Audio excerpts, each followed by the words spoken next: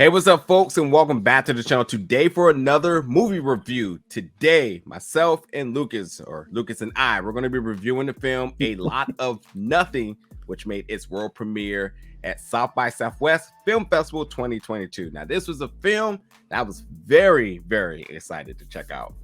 Now, the basic concept of this film is based off of you might as well off to do high class, because I'm not going to call them middle class, because there's no way in heck that this is a middle class couple. 2 Teslas. Exactly. Come on now. One Tesla and you're not middle class anymore. It's just about the way their lives spiral out of control after they witness one of their neighbors on the news for killing a kid, and just the ramifications that come across of them witnessing him on the news about killing the kid, and the way it parallels to their own lives and their own struggles with dealing with being black in certain situations, which is kind of what makes this film interesting. It is a comedy, satire / thriller, maybe a mystery. It throws a lot of things at you and a lot of different genres at you, just to start a conversation on what it means to be black in this world, have to dim your light for certain people in this world, and when you feel that you have reached a certain pinnacle of success and yet things are happening, you just feel the need to interject yourself into it. And that's what this couple does in this movie. Well said. The cast up and down the board is phenomenal. Cleopatra Coleman, Shamier Anderson, who I'm a huge fan of, Lex Scott Davis, and Noel. Wait, how you say his first name? Because that's not right. You got closer than I would have gotten on it. Nonetheless, from Insecure and from The First Purge, I'll make sure I get the right. Cleopatra Coleman, you might have recently seen her in Dope Sick. Shamier Anderson's literally been in almost everything as of recently. Invasion on Apple TV, Awake and Stowaway. Both, I believe, is on Netflix and whatnot. Was that Shamier Anderson in The Nanny? Nah, may not have been. I think it may have been him in The Nanny, though. Another film that debuted at Sundance. Okay. Yeah, if it's at Sundance, it's probably not out. But yeah, it's been everywhere, so it's no surprise, you know. Exactly. But up and down the board, a phenomenal cast. Now, my biggest takeaway from this film is I will go off the limb and say that I've been a fan of pandemic films. And pandemic films usually means limited cast, limited sets, and you know, not too much going on and whatnot. Yeah. And what this film did before the title scene was a lot, because you had the couple in Vanessa and James, played by I'm going to get his name right, but Mr. Noel and Cleopatra, and you know, they're at home. It's a good chill night for them, and they're successful. They're vibing. It's all good. But when they do see this clip on the news, you know, all sorts of different emotion comes about, and some are triggers, but more or less, it's not. We're not going to say disagreements, but different perspectives about it, different takes of action on it. But it's the two of them inside of their home. And what I love about this is that for folks, especially folks that are not black, this is a little bit of a glimpse as to some of the commentary that we kind of frequent on a regular, in terms of when these police brutalities happen, our responses, our reactions. And you got the two of them kind of tossing, you know, each other with different, you know, as I said, different sort of perspectives on them. But they're all having, at a sense, they're still still trying to stay pretty much light heart about it. So there's a little bit of role playing going on here, and there's a little bit of like, what would you have done? What would you have did? What are you going to do? And all that. But it's all in good faith. They're actually not about to do anything. And to be honest, if the film had just been this, I wouldn't have been mad at it at all. I could have went about an hour and 10 minutes of just a conversation of surrounding everything, especially when you understand that the reason they're reacting this way is because the privileged life that they live. True. It's a completely different way of reacting to these things that we have not seen from the black audience on film. We normally see it from a lower level, from a level of the working class man, and it's happening, and the plight of thinking at any given time, this can happen to me. But they're coming from a place where that's not necessarily the case. this is not going to be an everyday thing where something like this could happen to them. Yeah. So Yeah. because it's something that couldn't happen to them, how do you choose to relate to it? And Yeah. then you get the difference of opinion and perspectives from these two on how they choose to relate to them. Absolutely. And again, you know, a lot of these things happen Mhm. before the title screen, and then when the title screen comes about, then everything comes full world, full circle. Mm. And that's where, as you said, you know, them in their life, we see them on their workforce, each of their Man. respective workforce, where you got these interactions with white folks who are saying all sorts of cringy gestures and terminologies and all sorts of different things at them. And you know, we've been through there. We experienced these things, and so you know, there's the relatable factor of that. At one point in time in your life, people want to cross the line or see how far they can go across the line and whatnot. And I think what's important about this is because this is just really showing the build up. Now, first of all, it's showing what a regular day of a black person could potentially be, but also it's showing you that there's a lot of build up that potentially can lead to different levels of combustion. And that's where the film, I think, really excels, is because things aren't, and this is not by race, but things aren't so always black and white. It You know, definitely isn't. you can be mad and express mad in one way, you can be mad and express mad in another way, or you could be mad, not express it at all, but hit one ticking point, and then the demonstration of mad now comes to it. So, you know, I think, you know, to kind of talk a little bit about the structure of the film, I thought the plot was good. I thought that the story and the plot was good, and I thought actually the message coming from it was really intriguing and enticing. And I think it not only for just black people, I think for anybody watching this, I think that they're going to be able to relate. This film is by a black director in Mo McCrae. So obviously, you know, there has to be a personal connection to some aspects of this film. But I think everybody can take something from this. And then I'll give it to you. I thought the acting up and down the board was really good, and I thought that even in moments where you fear that one person, I'm not going to say like this is a cast where I thought there may be issues with continuity.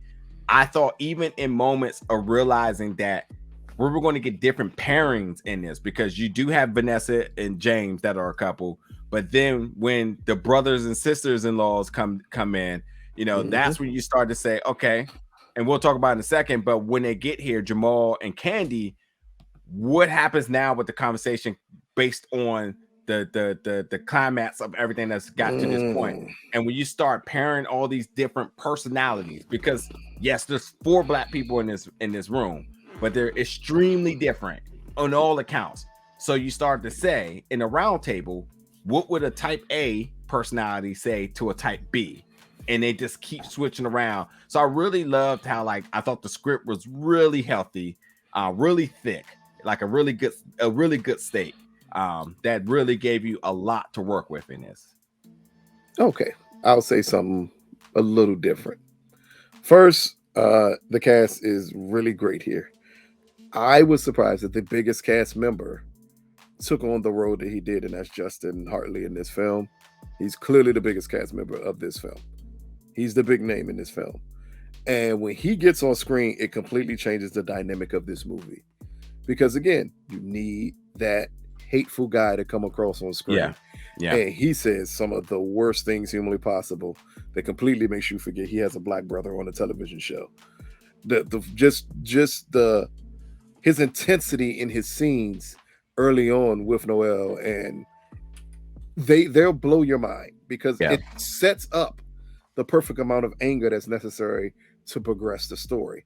Because again, you have to believe that these would be the actions that these people would take here.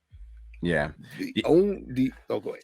No, I was just gonna say, no, you're absolutely right. I'll be quiet, but Justin and Yolande have amazing scenes bright and early in this film. The only issue is by the third act, it throws a lot of story at you to attempt to change your perception of the film. And I think it does that to attempt to take away the intensity of the conversation. But At that time, you kind of wanted to focus strictly on that conversation. And when you let Mm. in those outside elements, it takes away from the movie. So for a movie says a lot about nothing, it gets to a point where it does become a Ooh. lot of story that equates to nothing necessary. Meaning nothing that you needed to have in the film. But if you would have just focused on the conversation, I think you would love this film. Yeah. Immensely love this film even more. Yeah. If you would have had a situation where some of the events didn't take place and we would have just had conversations with these four individuals, I think you have a great movie. Instead, here you have a movie that is really good, but just falls a little short in its third act by just introducing other character flaws and storylines that aren't necessary, because it leads to nothing for the movie to even have those elements in it. But the first half of this movie is one of the most intense, well put together, and well paced stories you'll ever get.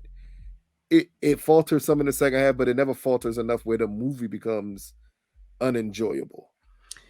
Yeah. And so my thing is, and you know, I really I love social commentary, and I love films that leave you to want to discuss the events of the film and try to step into the mind, and really understand the ideology behind the director in making the film. I think it's something that always calls to me, especially when it's a black director.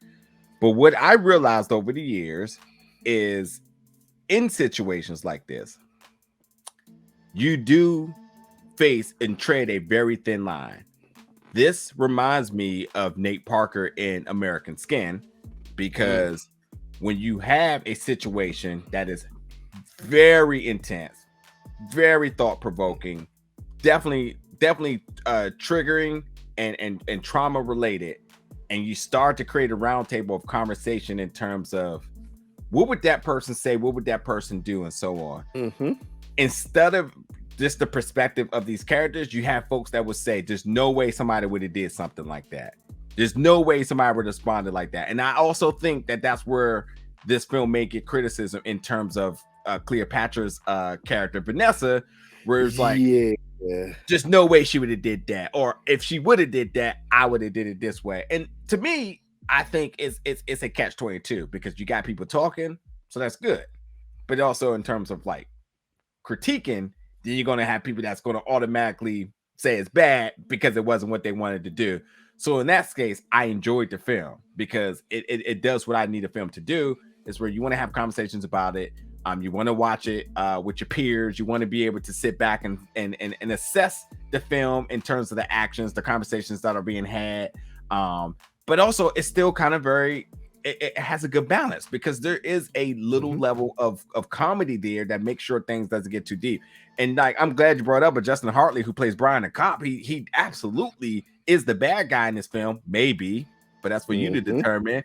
But he does a flat out bomb job. And I mean, there's no denying that when you have a character, a dynamic of four characters versus one, and to make it even into a granular scale, when you have the world versus one, he still holds his stance really good. And there's a lot of good tidbits to take from this film. I don't want to quote too many, but I know one that really stuck out to me is when they talked about couples maintaining different opinions, and when there's little consequences to them, they're more likely to stay together. And I think that was a super important thing said to really put into perspective about how people are kind of functioning in it. And then another tidbit I'll say, which isn't a quote, but it does leave a little bit of curiosity, is that when Candy came in, who Candy is definitely a very kin type of person in here, feeling the energy, feeling the vibes, she came in instantly and said, I felt like something was off in here. And you think, your mind makes you think one way, but do you feel that exact same way when the film is done? And I thought that was brilliant. It was almost a throwaway line when she came in there, or you were kind of like, oh, she's one of those type of people. But when you think about that, you start to say, oh, maybe you don't be so quick to judge a book by the cover. Maybe you actually got to hear both sides of the story. Maybe you got to actually have a mind of your own before you want to make a decision. And we see a lot of those type of things going. So for that sake, I enjoyed the film, and I think you're right. It's definitely a film that I don't think aimed to be great. I think it aimed to start conversation. Well, it's something that could only be pulled off by a black director, because for him to use the antagonist of the film at times as the conscience of the film completely brings questions that if this was done by a white filmmaker, I think a black audience may completely dismiss. But here, he sets up perfect pieces of dialogue between the actors, and that's highly important for a film like this, because in the end, this is still a satire also. So with most satires, they are wordy, and you have to really set up conversations. And a lot of the conversations are set up here on what we perceive at times to be race, and that's not what the conversation is about. And that's what you need in a film like this, because again, maybe this film is not made to be the greatest film in the world. Maybe it's a film to start a conversation. At the same time, possibly a film to even hold black people accountable at times, Man, for listen. the way we think and the things that we allow the world to get away with. It sets up an amazing conversation that more people need to have. And granted, as a film, if you judge it strictly as a film, you're going to notice its flaws, and you're going to notice that at times it's overloaded in plot. That's fine if that's not necessarily the point you were going for. And with most satires, that tends not to be normally the point that you're going for, is to make something that just from A, B to C, it runs, and it runs smoothly. That's not the way satires work. That's not the way this one works. And he just used a very interesting, diverse group of characters to push a story and a narrative forward that I think a lot of people may find hard to swallow. Because for some people, it's going to go over your head. For the ones that it doesn't, it's going to make you second think a lot of your thoughts, not only about police brutality, but about black people's reaction towards it. And are we only reacting towards it because it's black people? Amen there, brother. Now, I'm closing off the review on that note. I just want to say one thing. I'm going to do a little bit of research, but I would not be surprised if this film was a short film extended to a feature-length film, just because of how I felt like the film was kind of divided up, introducing a thought, getting some money, and it completely extended it out. With that being said, because of what I opened up with on this review, the continuity between the film is very consistent. It just one part of it felt like it was a like I said, it could have been a pandemic film, which I said limited set location, limited cast, but then the world opens up beyond that as you get to after the credits. So I would not be surprised if there was a short film of this. But either way, totally check it out. A Lot of Nothing making its world premiere at South by Southwest Film Festival under the narrative feature category. No telling, right? Jump in the comments. Let us know your thoughts about this film when you check it out. And as always, stay tuned for more reviews and coverage from South by Southwest very soon.